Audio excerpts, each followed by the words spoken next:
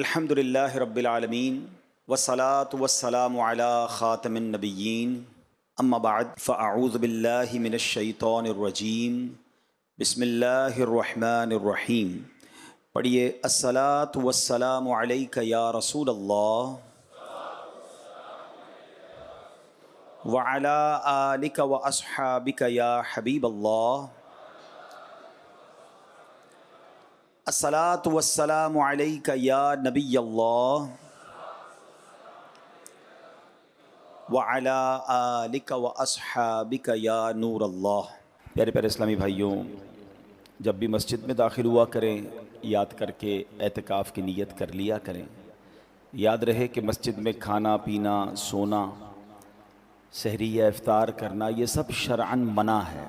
اعتکاف کی نیت کر لیں گے تو ثواب بھی ملے گا اور یہ سارے کام بھی ضمناً جائز ہو جائیں گے۔ ابھی آپ نے دیکھا میں نے آ کر پانی پیا، الحمدللہ پہلے میں نے اعتکاف کی نیت کی اور پھر میں نے پانی پیا۔ اگر میں بغیر اعتکاف کی نیت کر کے یہ پانی پی لیتا تو یہ پانی پینا گناہ ہو جاتا۔ یہ بڑی چھوٹی سی بات ہے جو لوگوں کو نہیں پتہ۔ ہم مسجد میں آتے ہیں، بعض اوقات لنگر بٹ رہا ہوتا ہے، پانی مل رہا ہوتا ہے تو ہم پی لیتے ہیں، ظاہر انسان ضرورت ہے، لیکن اعتکاف کی نیت یہ ضروری ہے۔ مسجدیں کھانے پینے سونے کے لیے نہیں ہیں، نیت اعتکاف کے ساتھ یہ باتیں انشاءاللہ ہمارے لیے جائز ہو جائیں گی۔ درود پاک پڑھنے کے بے شمار فضائل و برکات ہیں۔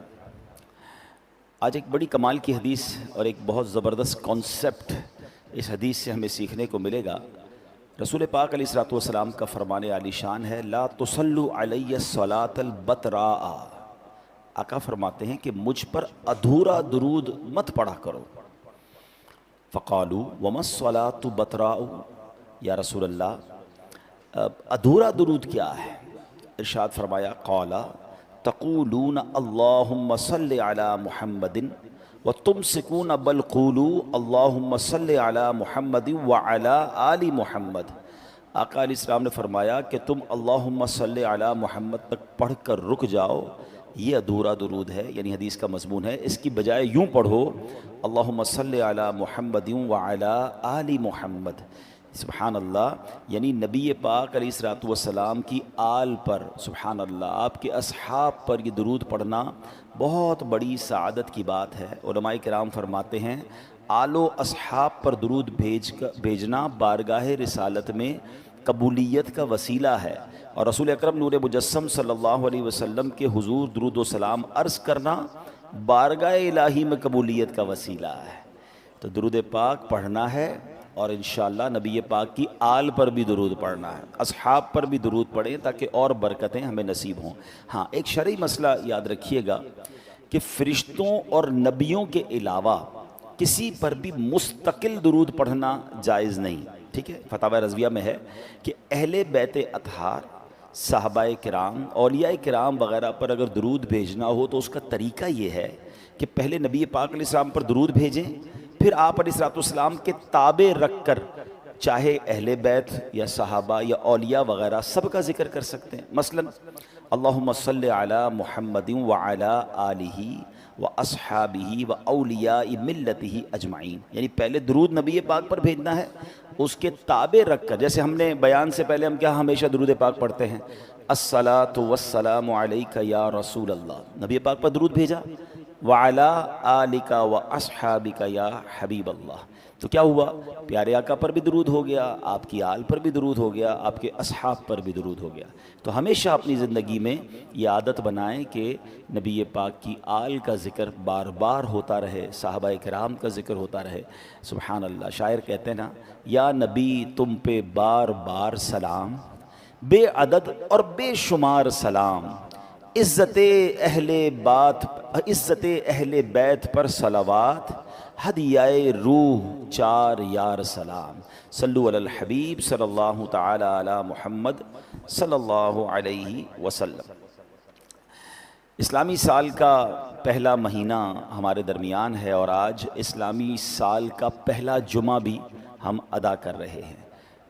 نیا سال ہے، پہلا جمعہ ہے، قبولیت کی گھڑیاں ہیں۔ ہم اللہ سے دعا کرتے ہیں کہ مولا یہ والا سال ہم سب کے لیے رحمت والا، برکت والا اور عافیت والا سال بنا دے۔ اے اللہ اس سال بلکہ اگلی ساری زندگی میں ہماری کوئی نماز قضا نہ ہو، ہماری پریشانیاں دور ہو جائیں، ہماری بیماریاں دور ہو جائیں، یہ سال ہمارے لیے مکے مدینے والا سال بنا دے، اے اللہ یہ سال عزتوں میں اضافے کا سال بنا دے۔ تو خوب دعائیں کیجئے، بڑا برکت والا دن ہے، سال کا پہلا جمعہ ہے، اور آج انشاءاللہ ہم جو قرآن پاک کی آیت سنیں گے، ہر جمعے کو ہی ہم قرآن پاک کی ایک یا دو آیتیں سنتے ہیں اور اس کے تحت الحمدللہ کچھ سمجھنے کی اور سیکھنے کی کوشش کرتے ہیں۔ اللہ کریم قرآن مجید میں ارشاد فرماتا ہے قُلْ لَا أَسْأَلُكُمْ عَلَيْهِ أَجْرًا إِلَّا الْمَوَدَّةَ فِي الْقُرْبَى قُلْ لَا أَسْأَلُكُمْ عَلَيْهِ أَجْرًا إِلَّا الْمَوَدَّةَ فِي الْقُرْبَى وَمَنْ يَقْتَرِفْ حَسَنَةً نَزِدْ لَهُ فِيهَا حُسْنًا ان اللہ غفور شکور۔ پارہ 25 ہے، سورہ شورا ہے، اور آیت نمبر 23 نمبر آیت ہے۔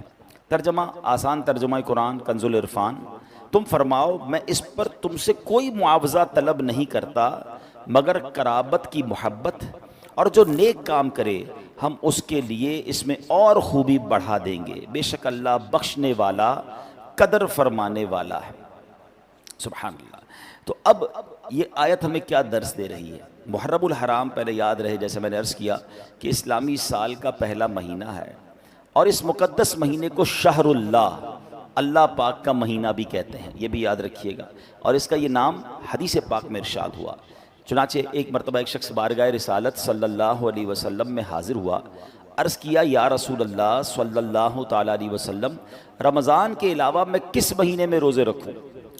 فرمایا اگر رمضان کے فرض روزوں کے علاوہ نفل روزے رکھنا چاہتے ہو تو محرم الحرام میں رکھو کہ یہ اللہ پاک کا مہینہ ہے، یعنی یہ مہینہ یہ اللہ کا مہینہ ہے۔ حضرت ابو عثمان نہدی رحمۃ اللہ تعالی فرماتے ہیں صحابہ کرام 3 عشروں کی بڑی تعظیم کرتے تھے۔ عشرہ کہتے ہیں 10 کو، 10 دنوں کی جو عشرہ ہوتا ہے اس میں 3 عشروں کی صحابہ کرام بڑی تعظیم کرتے تھے۔ نمبر 1 ماہ رمضان کا آخری عشرہ، جو ہم ماشاءاللہ لوگ اعتکاف بھی کرتے ہیں، جس میں لیلۃ القدر بھی ہے۔ نمبر 2 ذوالحجہ کا، جو پہلی سے 10 ذوالحجہ، اور نمبر 3 محرم الحرام کا پہلا عشرہ، یعنی جو پہلے 10 دن ہیں محرم الحرام کے، اس کا صحابہ کرام بڑا ادب کیا کرتے، بڑی تعظیم کرتے۔ اللہ کرے کہ ہم بھی خوب ان 30 دنوں، یہ ٹوٹل 30 بنتے ہیں، 10 3 عشرے، ہم ان کا احترام کریں، نیک کام کریں، علم دین سیکھیں، خصوصیت کے ساتھ ان میں گناہوں سے بچیں۔ اللہ کرے کہ نفل روزے رکھیں، نفل عبادت کریں۔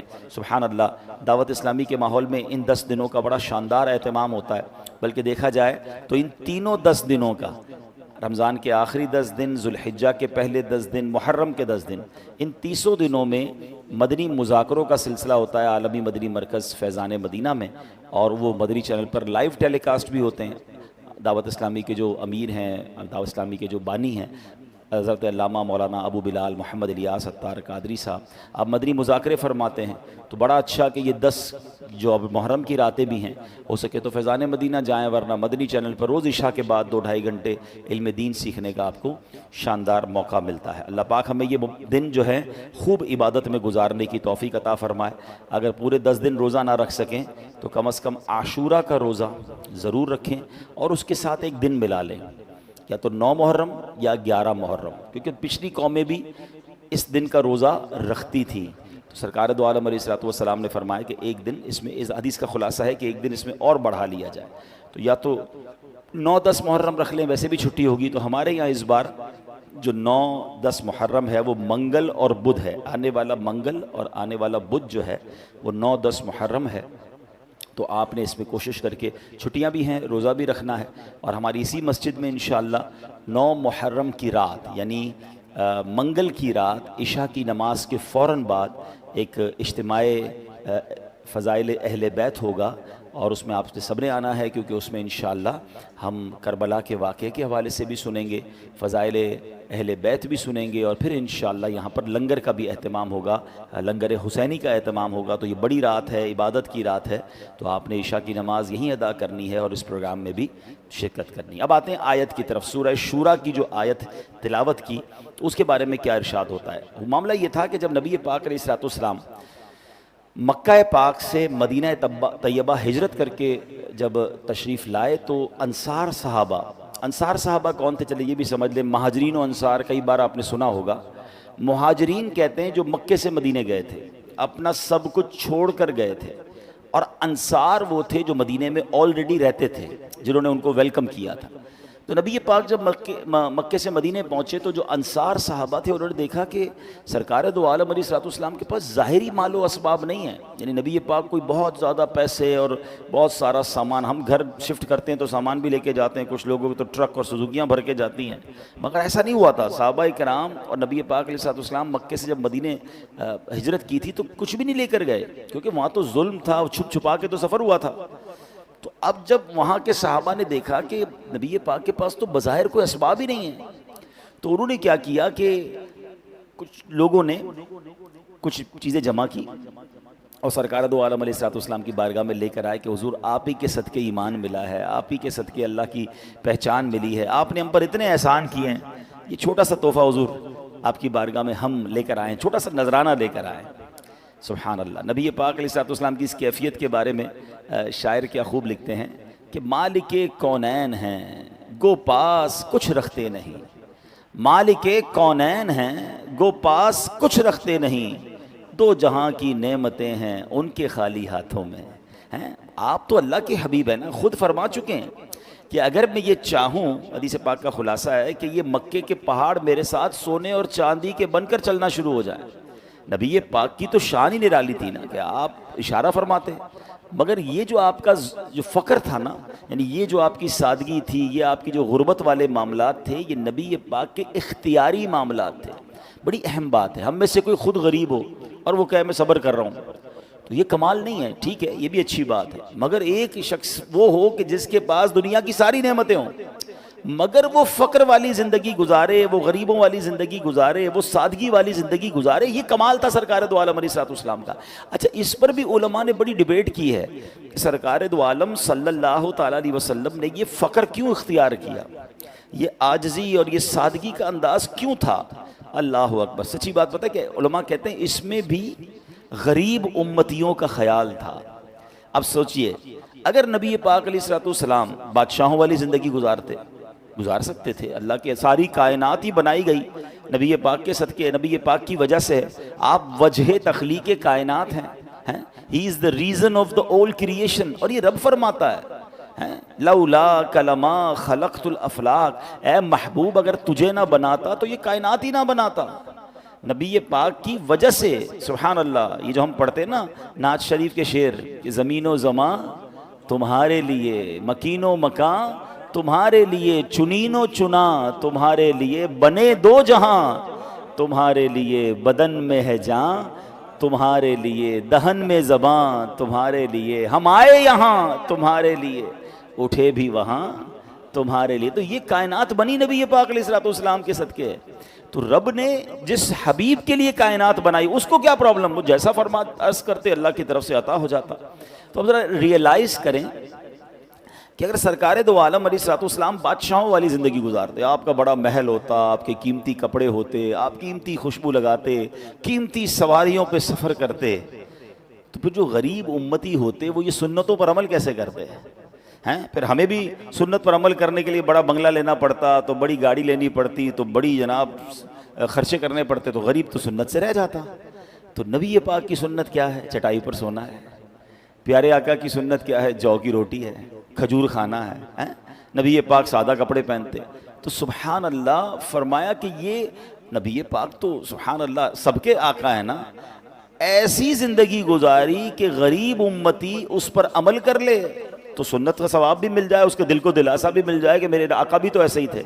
اور امیر سادگی پر عمل کرنا چاہے تو وہ بھی کر سکتا ہے.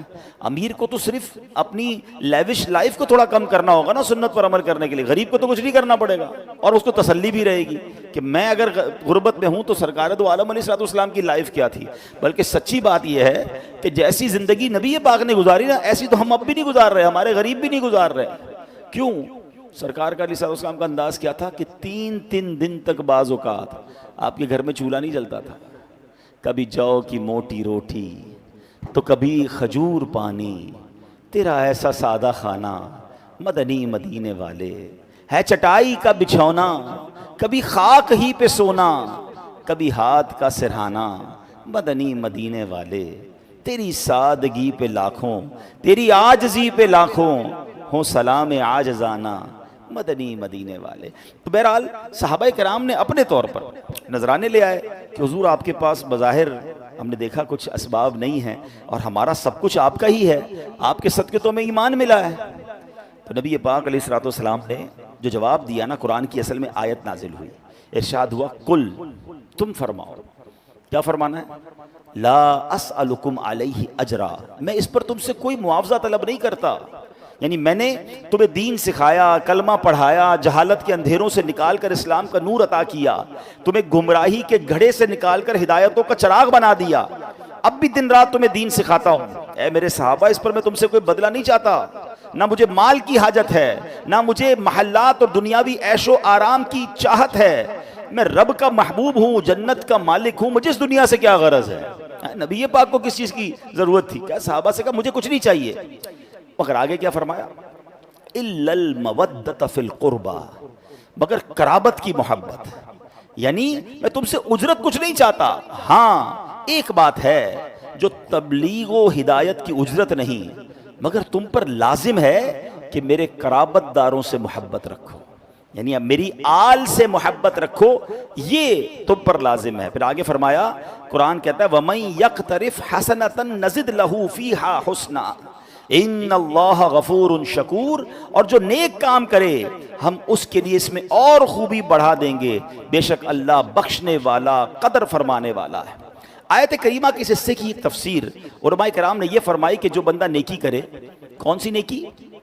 نبی پاک علیہ الصلوۃ والسلام کے قرابت داروں سے محبت کی نیکی، یعنی جو اہل بیت سے محبت کرے اللہ پاک اسے مزید نیکیوں کی توفیق نصیب فرمائے گا، بے شک اللہ بخشنے والا قدر فرمانے والا ہے۔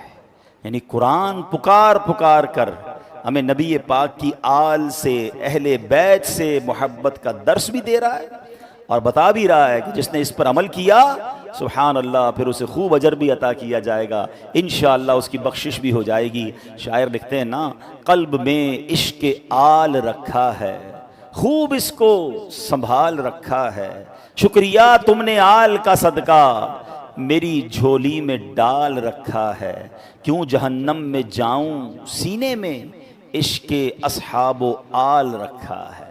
تو اے میرے پیارے اسلامی بھائیوں، نبی پاک علیہ الصلوۃ والسلام کے قرابت داروں، آپ کے اہل بیت، آپ کی آل اولاد، آپ کی ازواج مطہرات، یعنی ہم سب مسلمانوں کی پاک ماؤں سے محبت و عقیدت کا حکم ہمیں قرآن دے رہا ہے۔ اس آیت کریمہ میں ہمیں دو چیزیں بڑی اہم سیکھنی ہیں۔ پہلی بات تو یہ سیکھنے کو ملتی ہے کہ سرکار عالی وقار مکی مدنی تاجدار صلی اللہ تعالی علیہ وسلم کی نسبت بہت کمال کی دولت ہے۔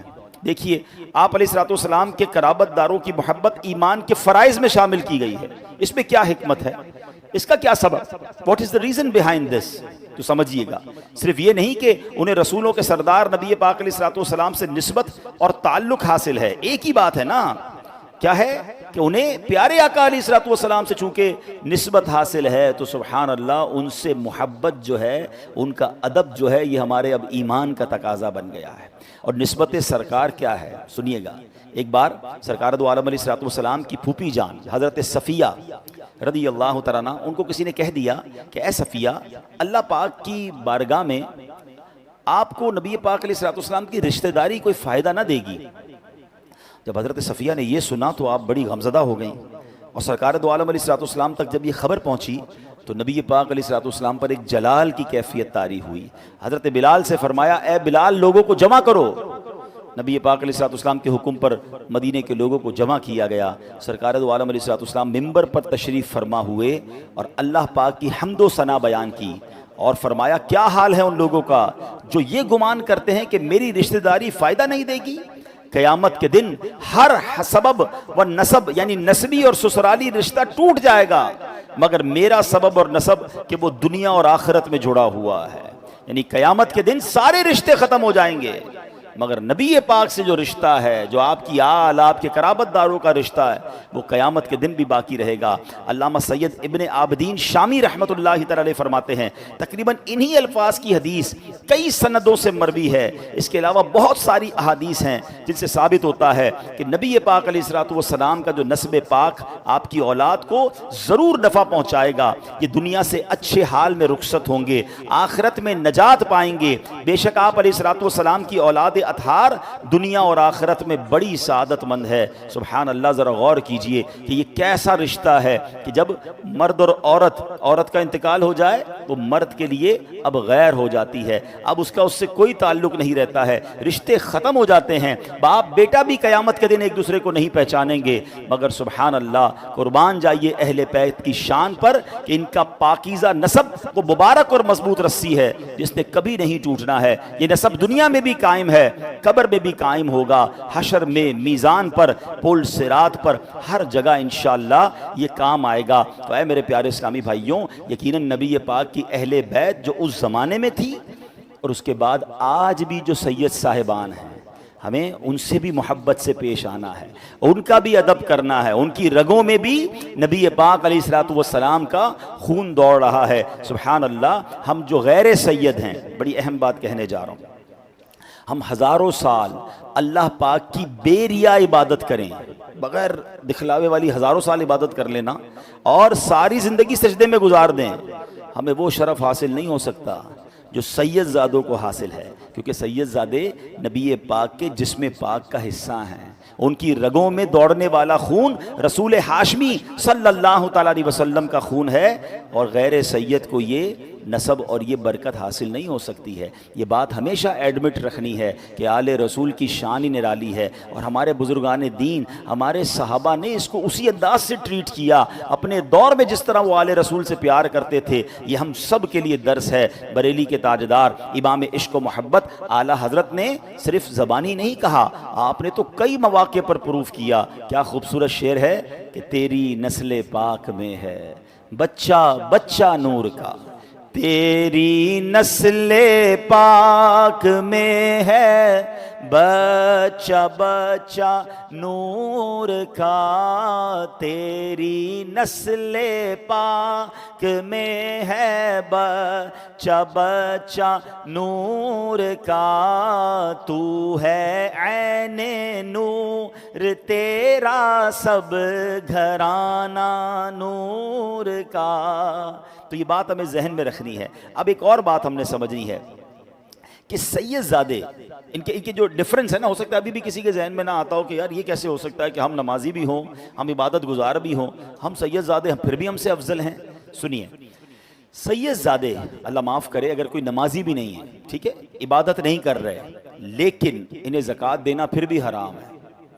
بے شک بے نمازی سید ہو، ایسا ہونا نہیں چاہیے، سید زادوں کو تو ہم سے زیادہ عبادت کرنی چاہیے کہ آپ کو تو وہ شرف حاصل ہے کہ آپ تو آل رسول ہیں، آپ تو رول ماڈل ہونے چاہیے ہم سب کے لیے۔ لیکن میں سمجھانے کے لیے عرض کر رہا ہوں کہ اگر کوئی سید زادہ بے نمازی ہے تو انہیں زکوٰۃ دینا حرام ہے۔ کیوں؟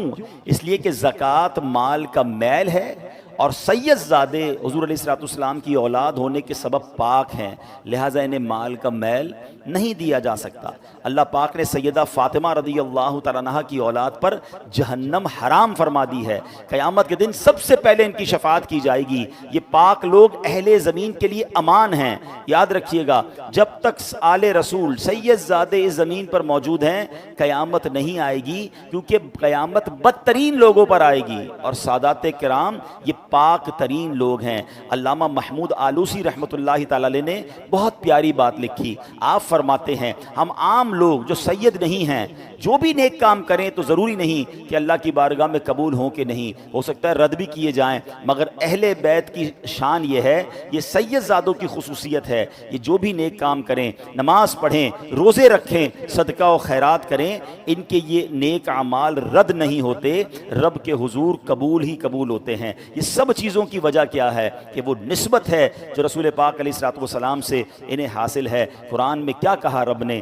الا المودۃ فی القربى ومن یقترف حسنۃ نزد لہ فیہا حسنا، مگر قرابت کی محبت اور جو نیک کام کرے ہم اس کے لیے اس میں اور خوبی بڑھا دیں گے۔ یہ بھی نسبت محبوب کا فیضان ہے۔ اہل بیت کی محبت ضروری ہے. سادات کرام کا ادب و احترام ہم پر فرض ہے. اور کیوں فرض ہے؟ صرف اس لیے کہ ہمارے آقا علیہ الصلوۃ والسلام کی یہ آل اولاد ہیں.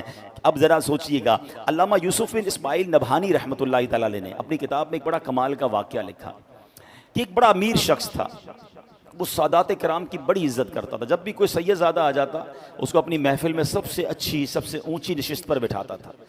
ایک بار ایسی محفل جاری تھی تو ایک بہت ہی پڑھا لکھا اس زمانے کا، یوں سمجھیے کہ ڈگری ہولڈر بندہ آ گیا، آج کا کوئی پروفیسر سمجھ لیں. تو انہوں نے اس کو بھی بڑی اچھی سی جگہ پر بٹھایا، مگر سید زادے کی سیٹ سب سے اچھی، سب سے اونچی تھی.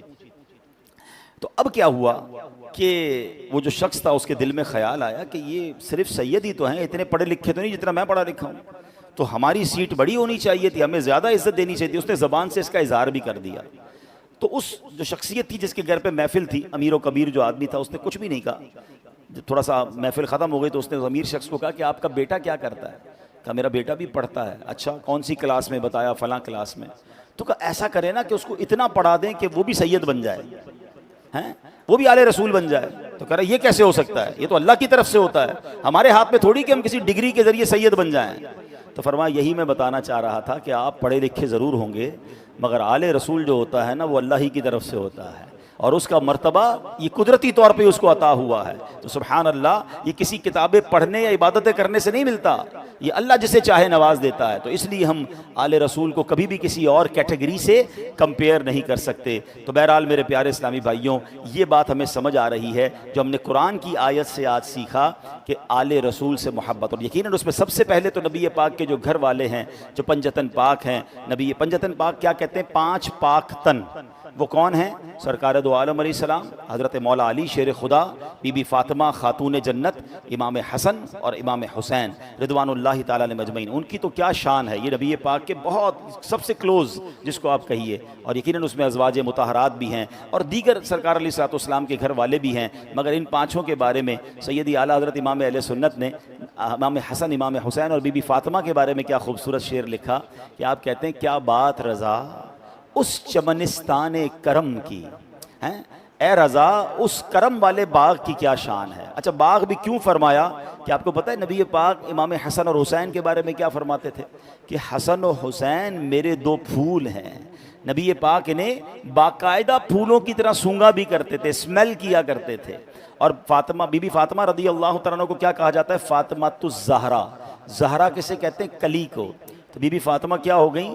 کلی ہو گئیں. حسن حسین کیا ہو گئے؟ پھول ہو گئے. تو یہ تو پورا باغ ہے، اور یہ باغ بھی کرم والا باغ ہے. تو اعلیٰ حضرت کہتے ہیں کیا بات رضا اس چمنستان کرم کی، زہرا ہے کلی جس میں حسین اور حسن پھول.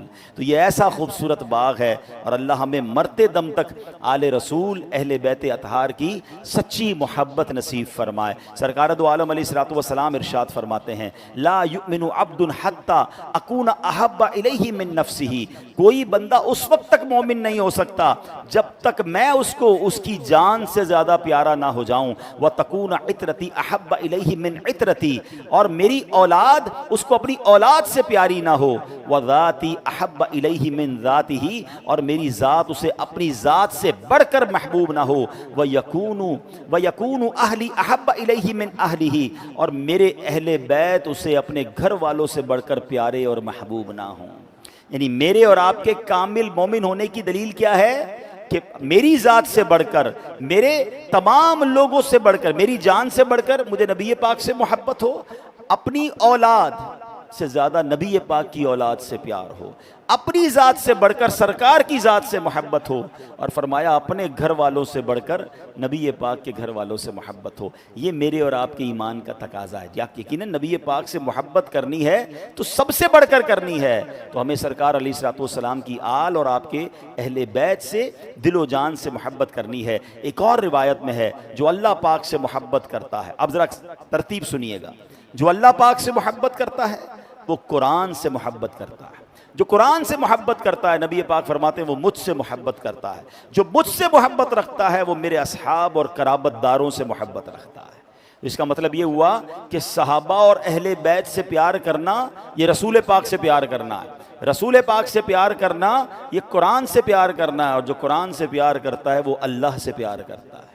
تو ہمیں قرآن کو بھی تھامنا ہے، سنت کو بھی تھامنا ہے، اور اصحاب و اہل بیت سے بھی پیار کرنا ہے۔ کچھ لوگ صرف اہل بیت کی بات کرتے ہیں، صحابہ کی بات نہیں کرتے، ایسا نہیں ہونا چاہیے۔ یہ دونوں ہماری آنکھیں ہیں، ہاں یہ ہمارے سر کے تاج ہیں، یہ نبی پاک کے ساتھ ہی ہیں، ہم کیسے کہ ان کے بارے میں کوئی مائنس بات اپنے ذہن میں لا سکتے ہیں؟ ٹھیک ہے، پہلے دو حدیثیں سنیے گا۔ سرکار دو عالم علیہ الصلوۃ والسلام اپنے صحابہ کے بارے میں کیا کہتے ہیں؟ اصحابی کالنجوم فبأیہم اقتدیتم اہتدیتم، میرے صحابہ ستاروں کی مانند ہیں، ان میں سے جن کی بھی اقتدا کرو گے ہدایت پا جاؤ گے۔ دے آر لائک اسٹارز، ٹھیک ہے۔ اور اپنی اہل بیت کے بارے میں کیا فرماتے ہیں؟ حدیث پاک کا مضمون ہے کہ میری اہل بیت امت کے لیے کشتی نوح کی مانند ہے، جو اس کشتی میں سوار ہوگا اس کا بیڑا پار ہو جائے گا، وہ کنارے لگ جائے گا۔ اب سبحان اللہ غور کیجئے، صحابہ کیا ہیں؟ ستارے ہیں، اور اہل بیت کیا ہے؟ وہ کشتی ہے۔ اب اگر جو پہلے کے لوگ تھوڑا سا جن کو تاریخ پڑھی ہو، اب تو کمپاس وغیرہ آ گئے ہیں، مگر پہلے جب کشتی کنارے لگانی ہوتی تھی نا، سمندر کا سفر کرنا ہوتا تھا، تو دو چیزوں کی ضرورت ہوتی تھی، اچھی کشتی ہو اور ستارے نظر آ رہے ہوں، تو اسی سے راستہ لوگ ڈھونڈ کر اپنا سفر طے کیا کرتے تھے۔ بریلی کے تاجدار اعلیٰ حضرت نے مسئلہ ہی حل کر دیا کہ اے اہل سنت والوں، تمہارا بیڑا پار ہو جانا ہے، تمہاری کشتی بھی بڑی پیاری ہے، تمہارے ستارے بھی بڑے پیارے ہیں، تمہیں صحابہ سے بھی پیار ہے، تمہیں اہل بیت سے بھی پیار ہے۔ اعلیٰ حضرت کہتے ہیں اہل سنت کا ہے بیڑا پار، اصحاب حضور نجم ہیں، اور ناؤ ہے عطرت رسول اللہ کی۔ اصحاب حضور نجم ہیں، ستارے ہیں، اور ناؤ ہے عطرت رسول اللہ کی۔ تو اپنے دل میں اصحاب و اہل بیت کی محبت خوب بڑھائیے۔ اچھا، اب یہ تو یقیناً نبی پاک کے گھرانے سے تو ہمیں محبت ہے، ہماری جو امہات المومنین ہیں وہ ہماری مومنین کی مائیں ہیں، ہمیں ان سے بہت ادب کے ساتھ ان کی عزت و احترام کرنا ہے۔ مگر اب سوال یہ ہے کہ جو آل رسول ہمارے درمیان ہمارے وطن میں ہیں، سید صاحبان، ہمیں ان کی بھی خدمت کرنی چاہیے، ان سے بھی ادب سے پیش آنا چاہیے۔ کوشش کریں، جو ماشاءاللہ مالدار لوگ بیٹھے ہیں، اگر آپ کے یہاں کوئی ملازم ہے اور وہ آل رسول بھی ہیں تو آپ ان کو نذرانے کے طور پر رقم پیش کریں، زیادہ کام انہیں نہ دیں، تھوڑا اسے احترام اور ادب سے بات کریں۔ ہمیں نہیں پتا کہ اس کا مرتبہ کیا ہے، اور ایسا ہوا سیدی اعلیٰ حضرت امام اہل سنت کے بارے میں آتا ہے، اتنے بڑے مفتی ہیں کہ ایک بار آپ بچوں کو سبق پڑھا رہے تھے، سبق پڑھاتے پڑھاتے کھڑے ہو جاتے ادب سے، پھر بیٹھتے، پھر کھڑے ہو جاتے، پھر بیٹھتے، پھر کھڑے ہو جاتے۔ تو کسی نے کہا تھا اب کیوں کھڑے ہو جاتے ہیں؟ کہ برابر محلے میں ایک سید زادہ ہے، کھیلتے کھیلتے وہ میرے سامنے آ جاتا ہے تو میں ادب میں کھڑا ہو جاتا ہوں۔ وقت کے امام ہیں اور بچہ ہے سید زادہ، مگر اس کے ادب میں کھڑے ہو رہے ہیں۔ آج ہمیں پتہ ہی نہیں کہ ہمارے ساتھ کون سید ہے، اور جس طرح چاہے اس کو الٹا سیدھا بول دیتے ہیں۔ نہیں، اعلیٰ حضرت امام اہل سنت کے ایک اور انداز یہ تھا کہ جب بھی کسی کو تقسیم کرتے، مثال کے طور پہ ہم لنگر تقسیم کر رہے ہیں، مٹھائی تقسیم کر رہے ہیں، اور کوئی سید آ جائے تو اس کو ڈبل پیش کرتے کہ آپ آل رسول ہیں، آپ کو 2 دیں گے۔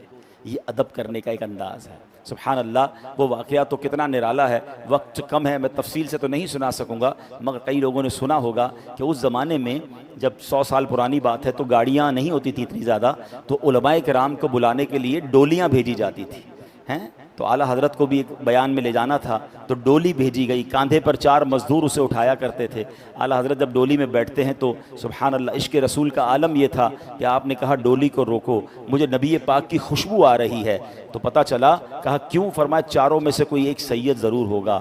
کیسا عشق رسول تھا کہ نبی پاک کی آل کی خوشبو آ جاتی تھی۔ ایک غریب مزدور آگے آیا، کہتا حضور میں ہی سید ہوں، کیا مجھ سے غلطی ہو گئی ہے؟ فرمایا غلطی تم سے نہیں، احمد رضا سے ہو گئی ہے۔ بتاؤ تم نے کیوں ڈولی اٹھائی، مجھے کیوں کاندھے پر بٹھایا؟ نبی پاک کو میں قیامت کے دن کیا جواب دوں گا؟ پیارے آقا نے اگر مجھ سے پوچھ لیا کہ احمد رضا میری آل کے کاندھے اس لیے تھے کہ تم اس پر سواری کرتے، اللہ اکبر۔ وہ غریب سید زادہ کہتا ہے حضور غلطی آپ کی نہیں میری ہے، مجھے مزدوری چاہیے تھی اس لیے میں آ گیا۔ اعلیٰ حضرت فرماتے نہیں سید زادے، اب احمد رضا کا دل جب تک چین نہیں پائے گا جب تک تم ڈولی میں نہیں بیٹھو گے اور احمد رضا کاندھا نہیں دے گا۔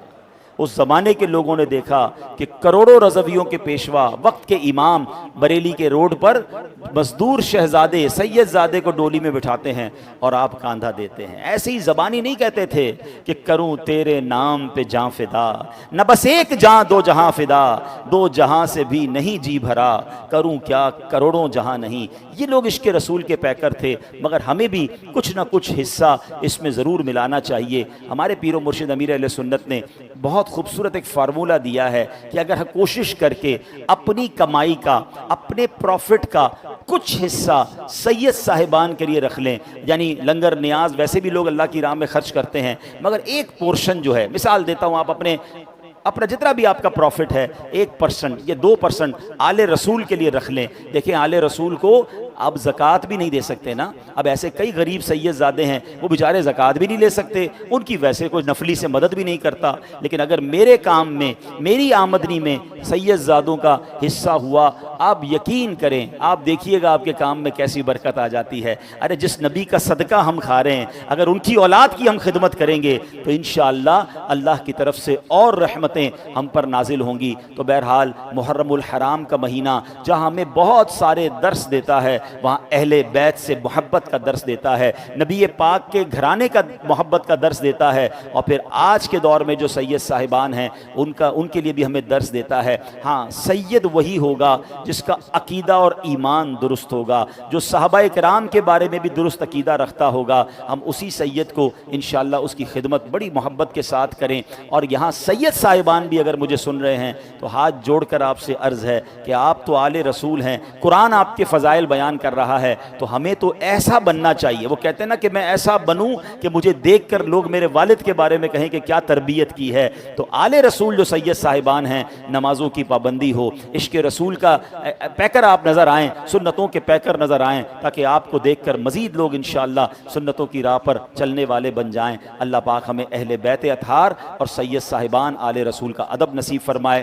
ایک بار پھر میں اعلان کر دوں کہ منگل اور بدھ 9-10 محرم ہے، اور یہ 2 دن ہو سکے تو روزہ رکھیں، ورنہ 10 اور 11 روزہ رکھیں، اس کے بڑے فضائل ہیں۔ اور منگل کی رات کو انشاءاللہ شب عاشور ہے، یہاں پر عشاء کی نماز 9:15 بجے عشاء ہے، 9:10 پر عشاء آپ یہیں ادا کریں۔ عشاء کے فوراً بعد انشاءاللہ یہاں شب عاشور کا اجتماع ہوگا، انشاءاللہ میرا بیان ہوگا، اس میں واقعہ کربلا اور کربلا سے ملنے والے ہمیں کیا پیغامات ہیں وہ انشاءاللہ یہاں بیان کیے جائیں گے۔ یہی بیان انشاءاللہ لائیو بھی ٹیلی کاسٹ کیا جائے گا، جو ہمارے ناظرین ہیں وہ بھی شامل ہو جائیں۔ تقریباً 9:40 پر اللہ نے چاہا تو ہم بیان شروع کر دیں گے، اور انشاءاللہ اجتماع کے بعد یہاں پر آپ کے لیے اللہ نے چاہا تو لنگر کا بھی اہتمام ہوگا، لنگر حسینی کا اہتمام ہوگا۔ آپ نے بھی آنا ہے، اپنے دوستوں کو بھی لے کر آنا ہے۔ یہ رات عبادت کی رات